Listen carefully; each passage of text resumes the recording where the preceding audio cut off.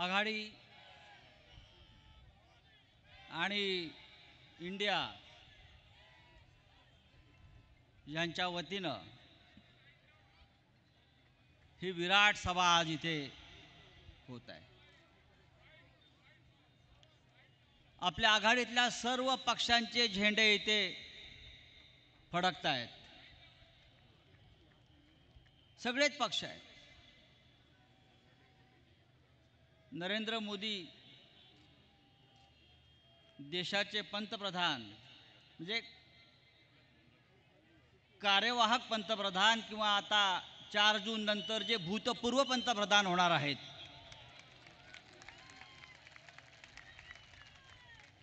त्यांची आज मुंबईत सभा आहे। मला कोणीतरी सांगितलं ही शेवटची सभा आहे। गेले काही दिवस त्यांचा मुक्काम तसा महाराष्ट्रातच आहे। मुंबईत वारंवार येत आहेत, रस्त्यावर फिरतायत, गल्लोगल्ली फिरतायत। एक लक्षात घ्या मोदीजी, आम्ही तुम्हाला रस्त्यावर आत्ताच आणलेलं आहे आणि 4 जून नंतर तुम्हाला तुमचा आवडता झोला घेऊन हिमालयात लागेल अशी व्यवस्था हा महाराष्ट्रच करणार आहे। या महाराष्ट्र ओळखत नाही, हा छत्रपती शिवाजी महाराजांचा महाराष्ट्र आहे। या महाराष्ट्राशी तुम्ही पंगा घेतलेला आहे आणि हा पंगा तुम्हाला आता महाग पडल्याशिवाय राहणार नाही। ही आजची सभा मोदींना गॅरंटी देते। मोदी सगळ्यांना गॅरंटी देत असतात।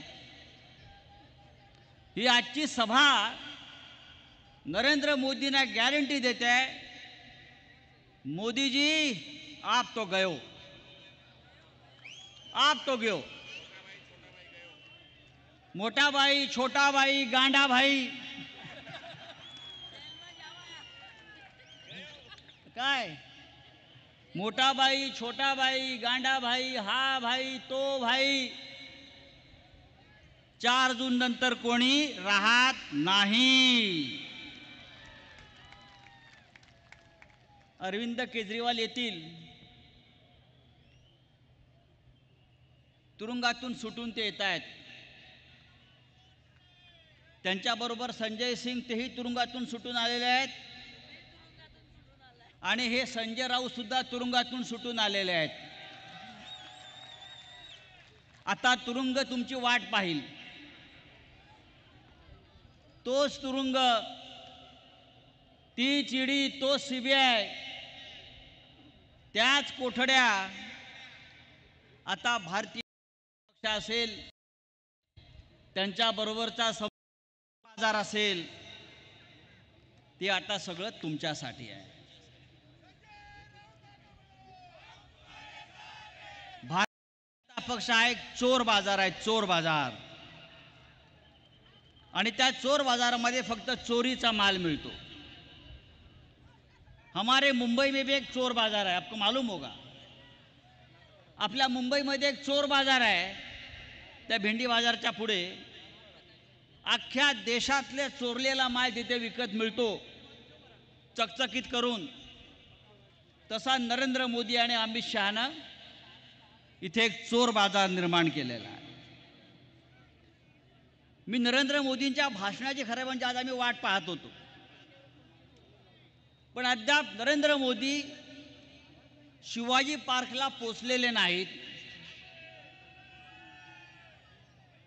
मी असंच ऐकलंय की नरेंद्र मोदी शिवतीर्थावर जाऊन हृदय सम्राट बाळासाहेब ठाकरे यांच्या स्मृतीस्थळाला जाऊन वंदन करणार आहेत। मोदीजी हे करू नका, बाळासाहेब ठाकरेंच्या आत्म्याला यातना होतील। ज्या मोदीनं शिवसेना, माननीय बाळासाहेब ठाकरेंची शिवसेना तोडली फोडली विकत घेण्याचा प्रयत्न केला आणि उद्धव ठाकरे यांच्या नेतृत्वाखाली बाळासाहेब ठाकरे यांच्या खऱ्या शिवसेनेला नकली शिवसेना म्हणण्याचं पाप केलं. अशा मोदीनं बाळासाहेब ठाकरे यांच्या स्मृतीस्थळावर जाऊन दुसरं मोठं पाप करू नये. बाळासाहेब ठाकरे यांचा आत्मा तुम्हाला शाप दिल्याशिवाय राहणार नाही आणि हा शाप तुम्हाला आधीच दिलेला आहे, लक्षात घ्या. नरेंद्र मोदी, अमित शहा आणि त्यांचे सगळे झुटों के सरदार यांनी गेल्या 10 वर्षामध्ये या देशामध्ये फक्त विष पेरण्याचं काम केलं. नरेंद्र मोदींनी काय केलं या देशासाठी? नरेंद्र मोदींनी या भारताला एक नवा मंत्र दिला. हा नवा मंत्र काय? या देशामध्ये एक नया मंत्र दिया नरेंद्र मोदी जी ने. काम धंधा मंदम मंदी प्रचंडम जिंदगी झंडम फिर भी घमेंडम. फिर भी घमंडम. 4 जून के बाद ये घमंड हम उतार देंगे मोदी जी. अब आपकी घमंड नहीं चलेगी.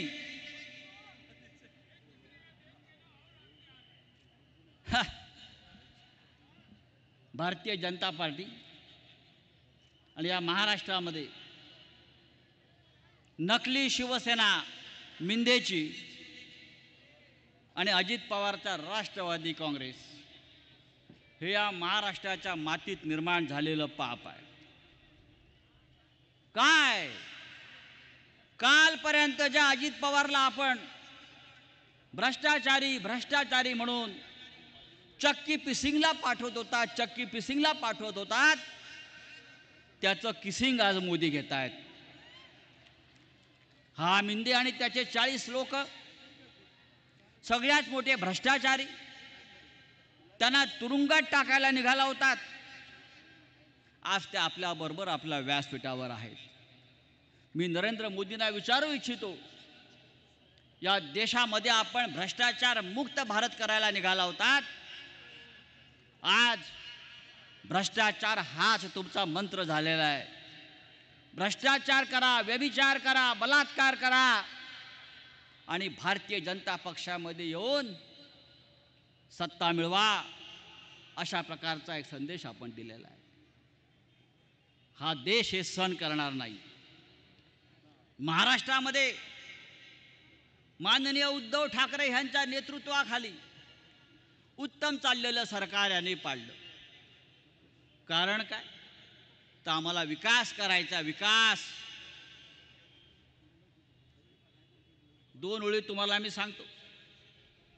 यांचा विकास कसा? दुसऱ्याची पोरं मांडीवर घेऊन यांना विकास करायचा आहे. नागपूरचा थकला म्हणून ठाण्याचा आणला. त्याच्याकडून होईना म्हणून बारामतीचा बघितला आणि तोही पुरेना म्हणून नांदेडवाल्यांचा हात धरला आणि तरीही कमळाबाईच्या पोटी विकास काही जन्माला येत नाही. अशा प्रकारचे नामर्द लोक या महाराष्ट्रावर राज्य करताना मला दिसत आहेत.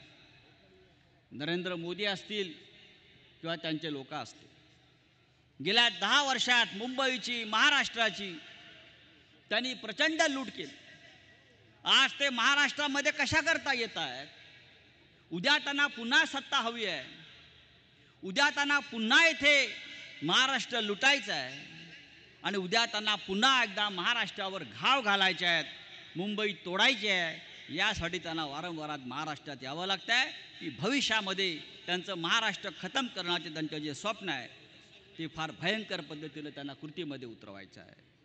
मित्रांनो, आपण सगळ्यांनी अत्यंत सावधपणे या वेळेला मतदान करायचं. महाविकास आघाडीमध्ये काँग्रेससारखा पक्ष असेल ज्याचं नेतृत्व राहुल गांधी करतात, राष्ट्रवादी काँग्रेस पक्ष ज्याचं नेतृत्व माननीय शरद पवार साहेब करतायत आणि शिवसेनेचं नेतृत्व माननीय उद्धव ठाकरे साहेब करतायत. या तिघांनी मिळून या महाराष्ट्रात आणि देशामध्ये नरेंद्र मोदी समोर एक भयंकर असं मोठं आव्हान उभं केलेलं आहे. आणि नरेंद्र मोदी कोणत्याही परिस्थितीमध्ये 4 जून नंतर पंतप्रधान होत नाही अशा प्रकारचा आत्मविश्वास या देशामध्ये लोकात निर्माण केलेला आहे. आज महाराष्ट्रात जिथे जिथे नरेंद्र मोदी जातील तिथे तिथे शेतकरी त्यांना प्रश्न विचारतोय, कष्टकरी त्यांना प्रश्न विचारतोय. म्हणून नरेंद्र मोदींनी आता हिंदू मुसलमान, भारत पाकिस्तान हा त्यांचा आवडीचा खेळ सुरू केलेला आहे. त्याच्यामध्ये आपण पडता कामा नये. आपण शांतपणे पुढल्या 72 तासाच्या जो आपल्याला निवडणुकीचा कालखंड आहे, उद्या प्रचार संपतोय आणि आपल्याला निवडणुकीला सामोरं जायचं आहे. या देशातली ही निवडणूक ऐतिहासिक आहे. डॉक्टर बाबासाहेब आंबेडकर जे या महाराष्ट्राचे सुपुत्र, ज्यांनी अत्यंत गरिबीतून संघर्ष करून शिकून या देशाच्या घटनाकार म्हणून ज्यांना प्रतिष्ठा प्राप्त झाली, त्या डॉक्टर बाबासाहेब आंबेडकरांची घटना, राज्यघटना, संविधान हे खतम करून यांना 400 जागा निवडून आणून आंबेडकरांची घटना खतम करायची आहे. पण आपण कोणत्याही परिस्थितीत ते होऊ देता कामा नये. आणि विशेषतः महाराष्ट्रावर ही जबाबदारी जास्त आहे. उत्तर प्रदेश नंतर सगळ्यात मोठं राज्य, 48 लोकसभेचे खासदार निवडून देणारं राज्य म्हणजे महाराष्ट्र आहे. आणि आज संपूर्ण देश या महाराष्ट्राकडे अपेक्षेनं पाहतो आहे. आणि मला खात्री आहे की या 48 पैकी किमान 40 जागा महाविकास आघाडी जिंकते आहे आणि नरेंद्र मोदीचं जुलमी शासन हे उलथवून टाकते आहे. ही अशी भूमिका या महाराष्ट्रानं घेतलेली आहे. नरेंद्र मोदी आपल्या वयाची सप्टेंबर महिन्यात पूर्ण करतायत. आता आपली वेळ आहे वृद्धाश्रमात जाण्याची. या महाराष्ट्रामध्ये उत्तम वृद्धाश्रम आम्ही निर्माण केलेले आहेत. आम्ही आपल्याला त्या वृद्धाश्रमात पाठवल्याशिवाय राहणार नाही. आणि आपण तिथून त्यानंतर हा देश कशा प्रकारे आम्ही चालवतोय आणि पुढे नेतोय हे आपल्याला पाहता येईल. गेले 70 वर्ष या देशावर काँग्रेस पक्षानं राज्य केलं. काही काळ अटल बिहारी वाजपेयी प्रधानमंत्री होते आणि प्रत्येकानं या देशाचा संविधानाचा आत्मा जपण्याचा प्रयत्न केला. पण आज ही वेळ आलेली आहे की नरेंद्र मोदींची 10 वर्ष ही या देशामध्ये फक्त विष पसरवण्यासाठी निर्माण झाली आणि ही विष आता आपण संपवलं पाहिजे. जाता जाता मी इतकं सांगेन, कवी दुष्यंत यांच्या 4 ओळी फार उत्तम आहेत, त्या नरेंद्र मोदींनी सुद्धा ऐकाव्यात. कैसे कैसे मंजर सामने आने लगे हैं, कैसे कैसे मंजर सामने आने लगे हैं, गाते गाते लोग चिल्लाने लगे हैं, अब तो इस तालाब का पानी बदल दो, ये कमल के फूल मुरझाने लगे हैं, ये कमल के फूल मुरझाने लगे हैं. या देशामध्ये कमळाबाईचा आता नाश होण्याची वेळ आलेली आहे. आणि मी खात्रीनं सांगतो आपल्याला की महाविकास आघाडी, इंडिया आघाडी हे या देशातले आणि राज्यातले पुढले राज्यकर्ते आहेत. मी पुन्हा एकदा या मुंबईकरांना आणि महाराष्ट्र जनतेला आवाहन करतो की आपण जास्तीत जास्त जागा या महाराष्ट्रातून संसदेत निवडून पाठवाव्यात आणि या देशामध्ये नरेंद्र मोदीचं हुकुमशाही शासन उलथवून टाकावं. जय हिंद, जय महाराष्ट्र.